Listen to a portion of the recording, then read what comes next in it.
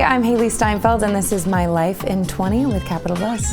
Okay, aside from Sinners, obviously, what horror movie could you watch 20 times over and not get bored? My God, if it's a horror film and it's boring, I think we have a bigger issue. Probably Get Out. I could watch that over and over again and see something I didn't see the last however many times I've seen it. And it's a lot. What niche random topic could you talk about for 19 minutes straight without notes? Okay, I would say newsletters. I recently started my own newsletter about a year ago. It's called Beau Society, and it was all about like creating a community and a two-way conversation. And I feel like I'm pretty well versed on the subject. So probably newsletters would be my niche topic.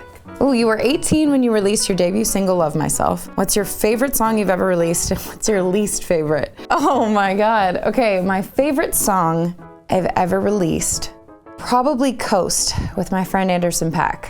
That was some of the most fun I've ever had in a recording session, and there were quite a few. I had recorded the song months before I played it for Andy, and then we got in the studio separately, and I got to just witness greatness when he was sitting there writing his verse and recording it. He's so good at what he does, and he takes it very seriously, but he manages to have a great deal of fun in the process. So that was a fun time. I would also say in addition to that, it's not out yet, which is why I couldn't say, because you're asking me which one I've released, would be Dangerous, which is a new song that I have coming out on the Sinner soundtrack. That's a pretty good tie with my Coast experience. It was one of my favorite, working with Ludwig in the studio and creating this song for a movie that I'm so proud to be a part of, and playing a character that has pushed me so much in my life and in my career. So I'm so grateful to have that opportunity. I can't wait for you to hear it. Least favorite?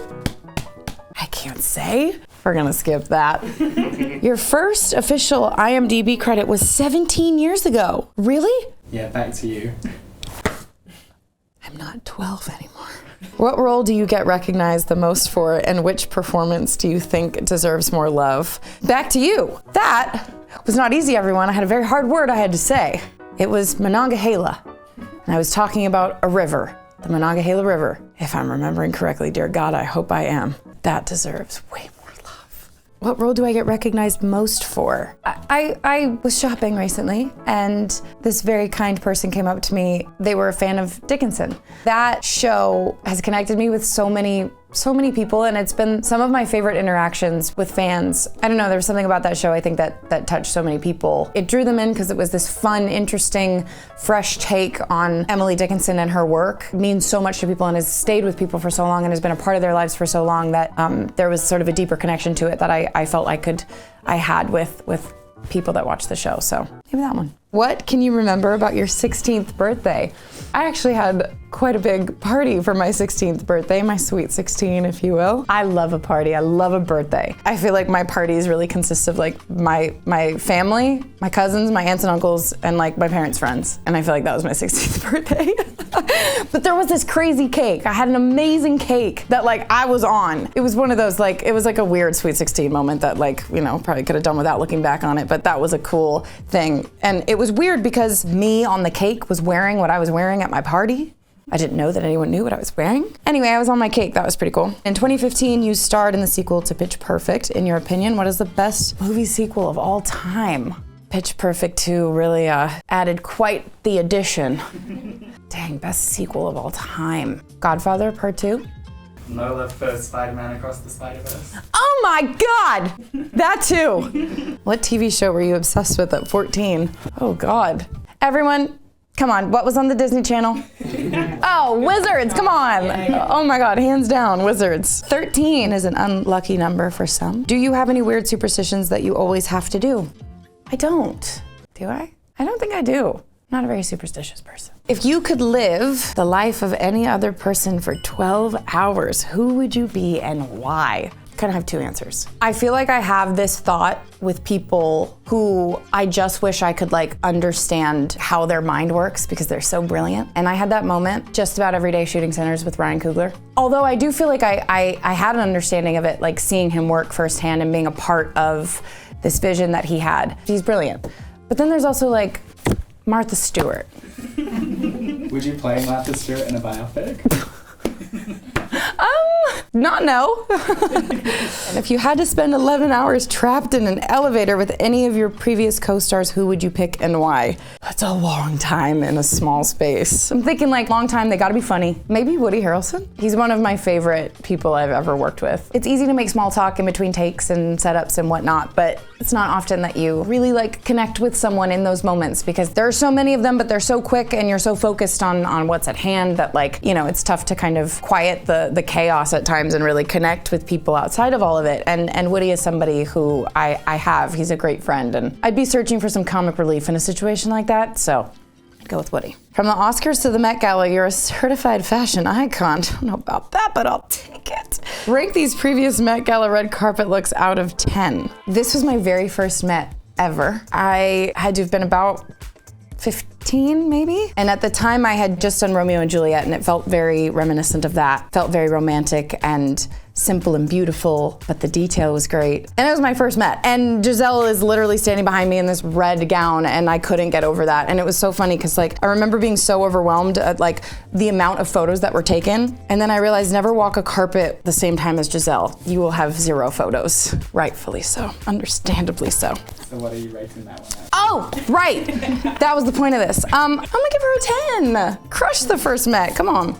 Okay, this is one of my favorite Met looks I've ever done. This is Prabal Gurung. This was actually my second time at the Met with Prabal. I loved how different it was from the first look that we did. I felt like he really understood sort of like who I was and who I had grown into. This is definitely a favorite. I would rate this a 10. Also, I want to be clear. I feel like I'm rating these high as like Prabal made a piece of art in all of this. I'm not looking at this being like, what a 10. I mean, I'm not doing that, but just to be clear. Okay, this was one of my favorite overall looks, but glam moments at a Met. Also, I felt like it was so perfect for the theme that year. Camp Notes on Fashion. We walked the carpet of the Met with a dress that said no photos, please. With a clutch that was a camera.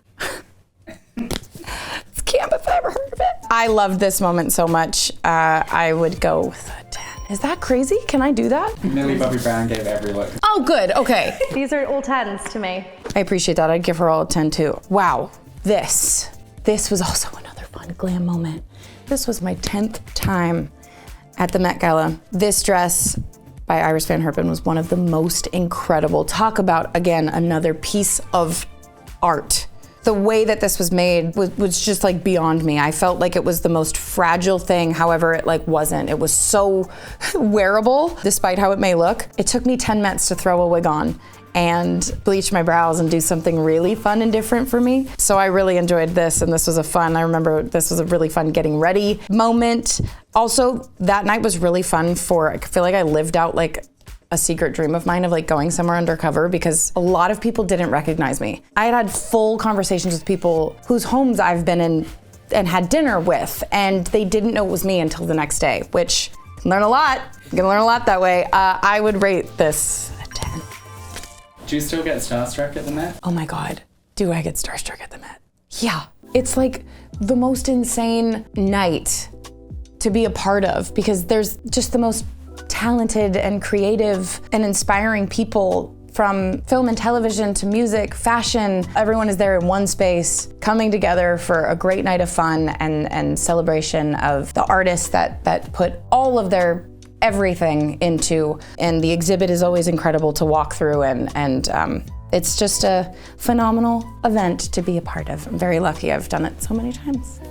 You were born in December 1996, which puts you at the edge of the millennial Gen Z divide. Do you think you're more millennial or Gen Z?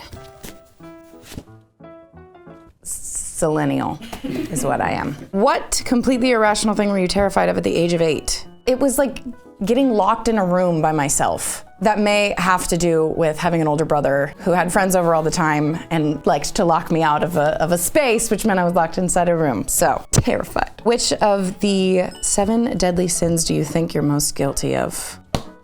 Gluttony. Love a cheat day. If Kate Bishop had to form her own Avengers team, which 6 Marvel characters do you think she would choose? See what you're trying to do here. I have to go to the next question. Name 5 things you can't live without. My dogs. Does Does that count as one? There's two of them. That's one? Thank God. Martini and Brando, my family, my fiance. But that's family? No, my fiance. This is in no specific order, by the way. A camera. Wow, I was gonna say a pen, but I'd need paper. Pen and paper. Describe yourself in 4 words. Why is this always the hardest thing to do? Help? Phone a friend? Adventurous, thoughtful, thorough. Thank you. Ooh. Talented. Come on. Detail-oriented. I was gonna say that. thoughtful, Meticulous. Oh. Caring. Animal lover. Good Mother. cook. Oh, wow. You heard it here, people. Good cook, okay? See, there's this whole misconception that that's not the case. And we're just gonna do a few I did that right. Am I doing this right? Hold on. The nerves kick in when there's cameras on you and you're trying to cook food, okay? Not all that bad. Okay, what are your top 3 songs of all time? Oh, this has got to be one of the hardest questions. That's Life, Frank Sinatra. The Less I Know, the Better, Tame Impala. Give Life Back to Music, Daft Punk. That was a random, but there we go. Okay, name 2 things on your bucket list. Oh, live on a farm with 100 animals. Maybe not 100, but a lot of animals. And see the Northern Lights. Who or what is your one true love? My fiance. Yay! Thank you so much. Thank you.